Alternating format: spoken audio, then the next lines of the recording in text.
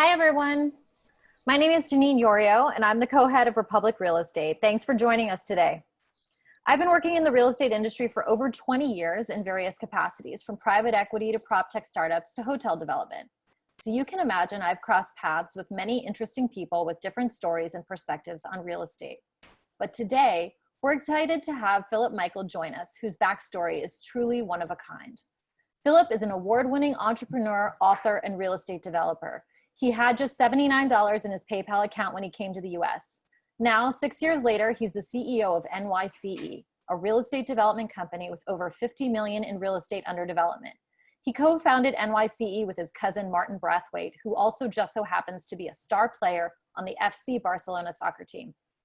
We've allotted about 30 minutes for Philip's presentation with an additional 15 minutes for Q&A at the end. Republic Real Estate is the newest group at Republic. It is our vision to bring unique and high quality real estate investment offerings to the entire Republic community. Now it's my pleasure to hand it over to our guest, Philip Michael. Over to you. Hey, Janine, what's up? Hey. Thank you for that intro. And thank you everyone for joining us today. I suppose we can just start with, as you mentioned, I'm Philip Michael. I think you just covered it there. Started with real estate development. Did my first deal in 2016 over here. Then a year later, my dad and my nephew, we teamed up together and we started buying development sites. And fast forward, here we are, and we got four active developments that we're doing. And yeah, just here, I've been talking about it on social, and a lot of people have been getting interested in starting with real estate. So I'm just excited to share what I can here that could be helpful to people. Great, Philip. I think the most exciting thing you've told me is how you got started. So can you just give it, start from the beginning, from when you came to this country, why you came, how much money you had when you got here? All right. So I first came, we have some extended family that live in, is really friends of it. It's extended family, I suppose you can call it, in Kansas City. So I came over when I was 16. So then I came back eventually to do portion of my, I'm a journalism major, did portion of that in Hawaii, went back home to do my master's program, and I eventually realized that being a writer doesn't have the lucrative longevity that business and investing in real estate like they have. So I started to prepare, and this was back in late 2009, I started to prepare for that. So I eventually moved over here to go to business school. And yeah, I went to business school, finished that. When you're an international, I'm a citizen of Denmark, so you don't just automatically get a citizenship of America, even though we have family here. There's a process. So that took a while, and long story short, I ended up in New York, as you mentioned, in 2014, and I was making money from winning writing competitions, because all I had was a PayPal account. I didn't have an American ID. I couldn't open an account. So that was the only way I could. So I was like desperately winning writing competitions, and I was making like $500 a month, or every 3 weeks, something like that. Yeah, every 3 weeks is what it was. Anyway, so I ended up in New York, and I had exactly $79. I checked in at a hostel in Queens, right in front of a graveyard. It was it was something. I still have the receipt to this day. It was $55.23 with tax. Anyway, so I just figured out a way to sort of make my way here, but I always had it in my mind that I wanted to leverage my media knowledge and that reach and influence that has to generate a network in the real estate industry. So I started making those moves, and I planned for that, and and here we are. So while I was undergoing the whole getting my green card process. So yeah, so fast forward to 2016, is I had saved up. At that time, I was making $500 a week, working with a PR firm, writing their articles. And I had told myself I never wanted to write again in 2010. It was like, okay, I just something I know how to do. So I did that, but a lot of the people they were working with were people in the real estate space. So I started to build my network there. I got in with a real estate media company and worked my way up. I was a director there, a national editor, and it sold. And I had a network of people. From there, I got a basic understanding. Because I was working with it day in and day out from a media standpoint, getting into different real estate deals, working with the players, networking with them, and so forth. And I decided to start. And I realized then you could actually buy an income producing real estate property. You can buy income producing property by by only putting down 3.5% by using the FHA loan. I didn't realize, I had no idea about that. So at the time, I just thought to myself, oh, I'm going to save up money so I can buy a condo. And actually, I was at an event. Janine, you may know, you probably know this guy, Michael Stern, the developer. At the time, he was 36 years old, doing doing quite a few high rises and skyscrapers in the city. I ran into him at the event where I actually, at the media company had that event, and I told him actually, I'm looking to get into real estate investing. And now in retrospect, I realized everybody was flocking him to get us because developers obviously are a big deal in New York. I had no idea. He just looked like a regular dude to me.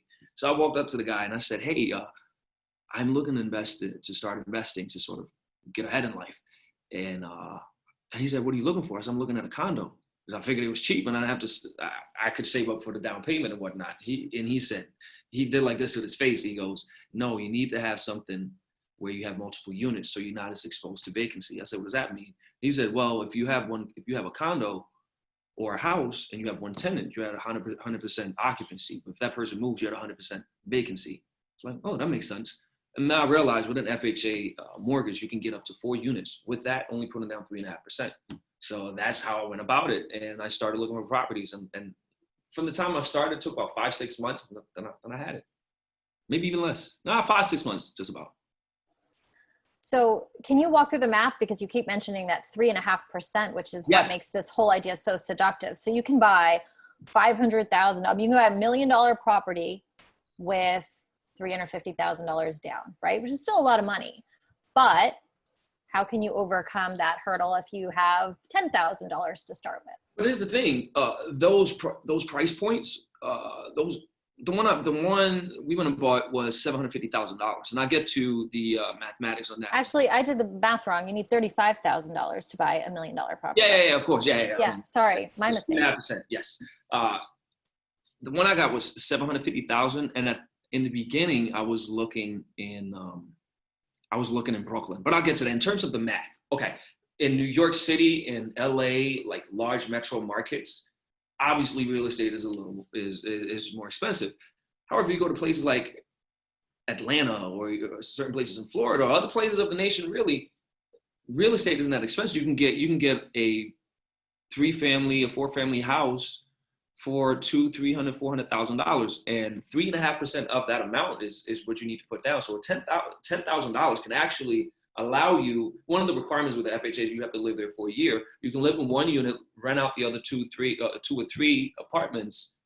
They pay for your mortgage, and you effectively live rent free while you have an asset that will appreciate over time. So to me, that seemed wow, that's common sense. So that's really the easiest for me is the best pathway to get into the game. Also, because the downside is that you live for free or may have to pay out of pocket a little bit to meet your mortgage, but it's probably not more than you would have paid for renting, and you'll figure out quickly whether active real estate investing is for you, being a landlord effectively. So you learn a lot and you start to think of money differently if you go in that way. But yes, 3.5% down. So if that's a $100,000 property, that's $3,500. It's practically next to nothing. And so keep going with your story. Brooklyn, we're looking at Brooklyn. Right. Where were you living and where were you looking and where did you end up buying first? Well, I was living in Brooklyn, and we have family from Brooklyn, so I knew of that, and I thought to myself, okay, that's the place to. Obviously, Manhattan. I figured that's too pricey. There's no way that can happen. So I started looking around Brooklyn, and I just thought of it, and I realized this is actually the way to do it. But because I came with a clean slate and I knew next to nothing, I just came with common sense. It's like, okay, if I have to get to work, I need to be close to a train. If I have to walk to a train, it's not very convenient. That's with me as a renter. And I figured, well, if I'm buying something, that's what the tenant will think as well, right? So, but anyways, I started walking around, checking out properties in Brooklyn, and at 750, it was mostly two-family properties with a basement. I'm not a tall guy. I'm 5'10", and I'd have to duck to walk around. And you know exactly what I'm talking about, yeah. And they would pass it off as like a livable unit. I mean, come on. So we were effectively two apartments, and I started thinking to myself, okay, the farther east I was going into Brooklyn and then Queens, I'm like, this is going to take forever to get here. Then I started looking in Jersey City because I thought to myself, okay, Jersey City, if you get on the PATH train, which is sort of like the subway equivalent that binds New Jersey and New York. 12 minutes from there will get you to World Trade, and that's where I was working at the time, around World Trade Center area. So 12 minutes, I think to myself, wait a minute, the proximity is just as great, if not greater here, meaning not greater in size, but it's better, more conducive to what I was trying to do. It's shorter commute time, and you can get a 3-family property, brand new, new construction, same price. And I thought to myself, wait a minute, 3 apartments versus 2, shorter travel time. What is this? Because a lot of like native New Yorkers, there seems to be this psychological bias against New Jersey. And I figured, okay, that I don't care. So it turns out that the real estate over there was undervalued. There was a lot of development going on in the area. Picked it up shortly after, and brand new, directly across, there was a brand new high-rise multifamily. Actually, it was condos and also rentals that opened up, which totally trickled down and disrupted the rental market. When I started looking, a 3-bedroom apartment was $1,600, and by the time I leased it out, by the time I had bought it and rented it out, it was $2,300 I was getting for them. So it totally changed everything. Value went up, and I'm like, oh, okay. Now it's just a matter of learning how to operate an asset, which could be a pain in the ass. But I had a property manager and used an agent to lease them out just so I could just shadow them. So some people say, well, you can save the property management costs. And well, I looked at it sort of as cheap tuition. Learn what they do, how it works, and just take it from there. And once you have that capacity, once you learn what it is that they do, you can do it on your own. Or you can choose to decide not to do it on your own, but you'll know what's going on. So this is how we did it, Jersey City. And sure enough, you start seeing a lot of the big developers are over there, and they start building stuff, and the waterfront looks crazy, and new high-rise projects coming up over there. So it was basically from the hypothesis and the investment thesis that, wait a minute, this is closer to downtown than deep in Brooklyn. I get more bang for my buck, and people will still rent it. Even if it's a little cheaper than Brooklyn, it's still enough to make money from this, if you compare the rental income to the purchase price. So yeah. I think one of the things you're talking about is something I'm always trying to encourage people to realize, which you understand the tenant mentality probably better than Michael Stern did. You are the tenant, right? So you didn't need a crystal ball. You didn't need tons of spreadsheets. You just need to go back to your lizard brain and think about, okay, what do people want? And how do I find that in the real estate world? And that really is the essence of real estate investing. And we tend to overcomplicate it and make it seem like it's this big, mystical, complicated thing. And really, there are aspects to it that are. But look at how you just explained your story. You saw things that big developers saw after you did, because you were able to peel away those layers. And not only that, and this is a significant difference, and it really shapes how I operate my business now and how I do finishes and amenities. For instance, later on, I started looking at new apartments, and I was looking in Jersey City because you can live in I said, all right, I'm moving along. Let me see if I can find a really nice apartment in a high rise. And I looked at some of the finishes and the cabinets and stuff like that, totally cutting corners. They clearly were not thinking about the tenant experience, right? So what, and to your point, because I am essentially my target market, I am essentially my tenant, my clients, my end users, I can understand it better intrinsically and innately. Another thing also, when you're dealing with real estate, especially in Northeast markets where the real estate is pricey, and you use other people's money like investors to go out and build stuff, the client, your customer, isn't the tenant. It's now the investor. The tenant becomes a means to an end to serve as that master. If that makes sense, you have to give them their returns. You have to deliver the investor reports. You have to do that is your client, your investor. The tenant is a means to an end. Because of how we've done it, self-funded and everything, I can focus exclusively and 1,000% on giving the best possible product for someone who is like me. So I just build basically what I would want for me, and that's the simplicity of it. Because if you overthink it, you dive too deep into the institutional side of things, and you serve them, then you sort of can lose sight of who you really need to do it for. So that's the philosophical difference that I think helps us a lot, and helps anybody a lot, really. So you had a phrase, I love it. I've actually never heard it before. I think it's a Philip Michael original, which is cheap tuition. So you hire the best people to show you how to do something. Yep. You learn, and then you do it yourself. What other ways have you used that strategy to learn the business and then ultimately cut costs in the future? In terms of what now? like property management? Like, do you do that with lawyers? Like, have you No, I hired do that with lawyers to like, everything, really. In terms of yeah. tuition tax, yes. All right. So anytime you elevate, and I try to always limit my learning curves as much as humanly possible when I step into something new. A lot of times people will say the whole essence, the whole idea behind flipping is find something that's a piece of crap, fix it up, sell it, and that's how you unlock the value and you make a profit. You Again, if you're flipping, that's what you must do. But for something that you're buying to hold and lease out and rent out, yes, you can do that because you can renovate and then you can charge a little more in rent and unlock value there. What I wanted to do, because it was my first time doing it, I wanted to limit my learning curves as much as humanly possible. Number one, I had never searched for property in America before.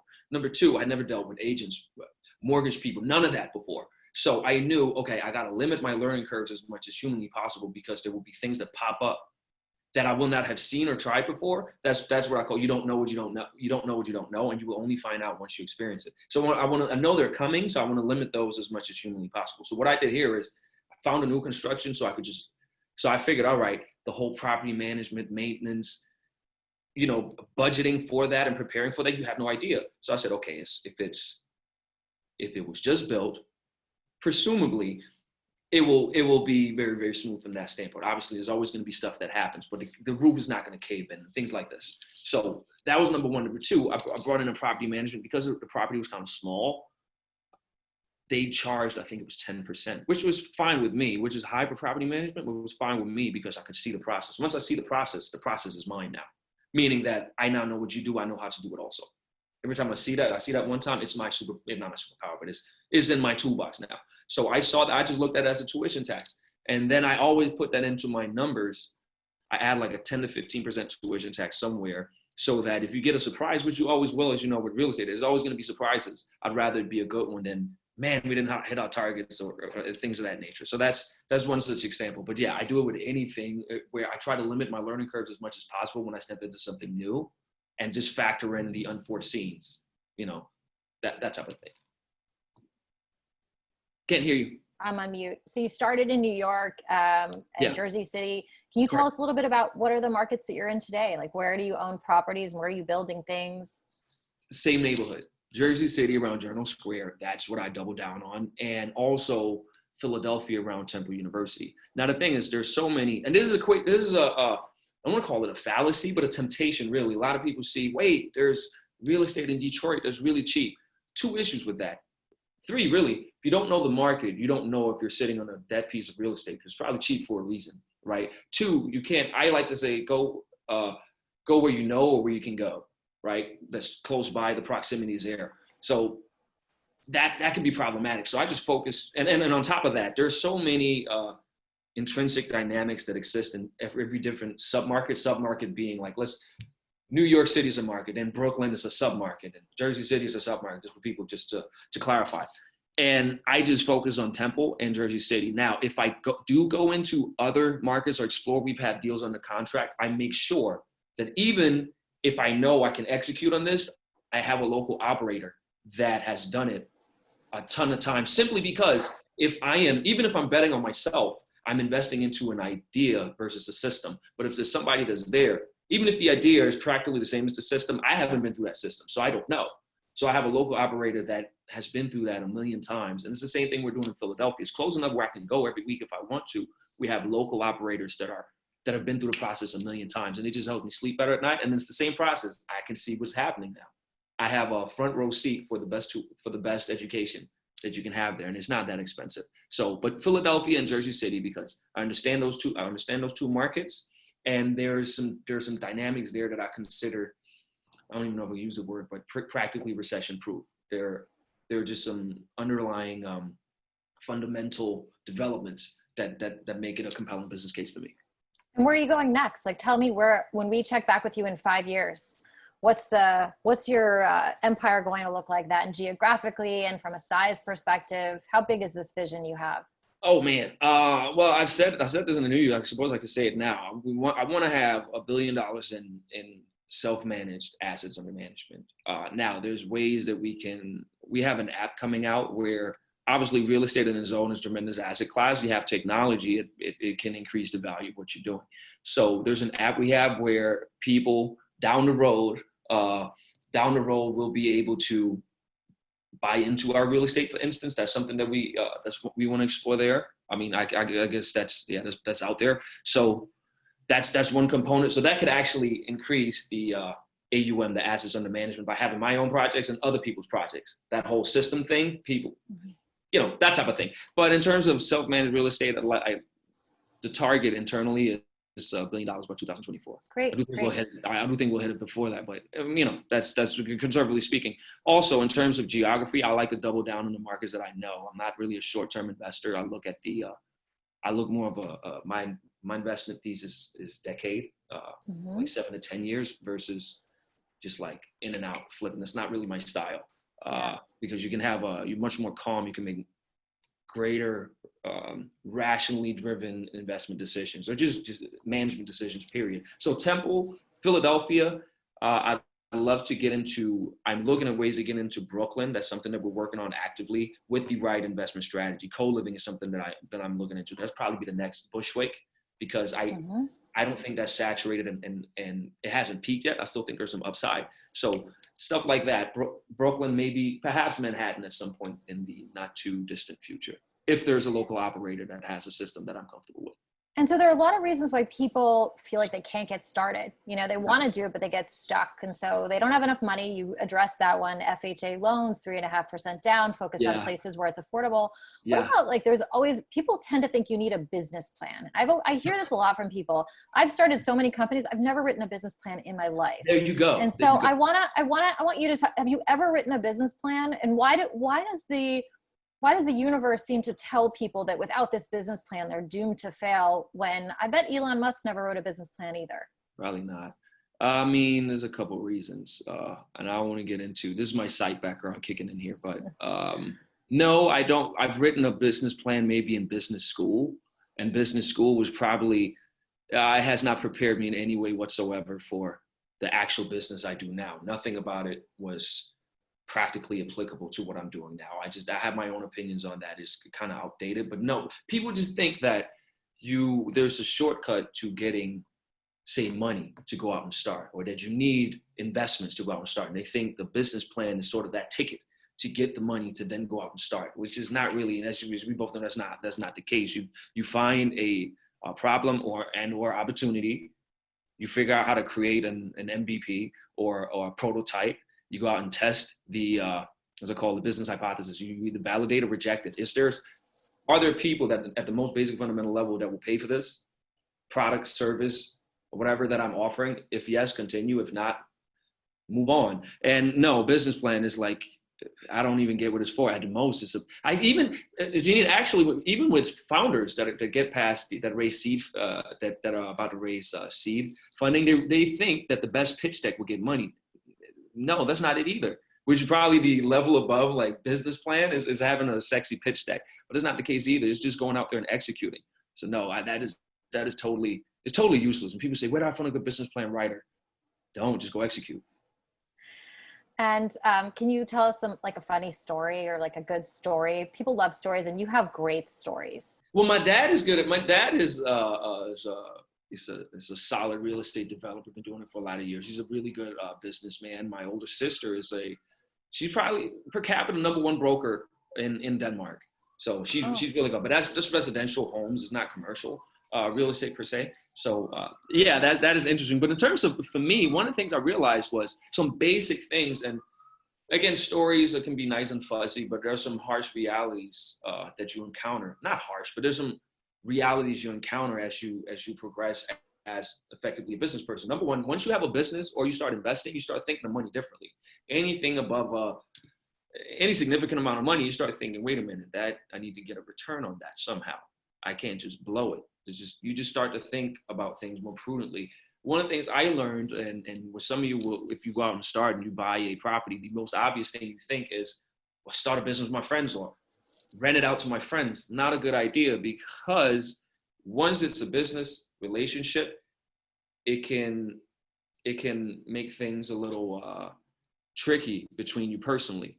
So one of the things I had was that I rented one apartment to two friends of mine, and because it was a friendship situation, they figured, well, he has the building anyway.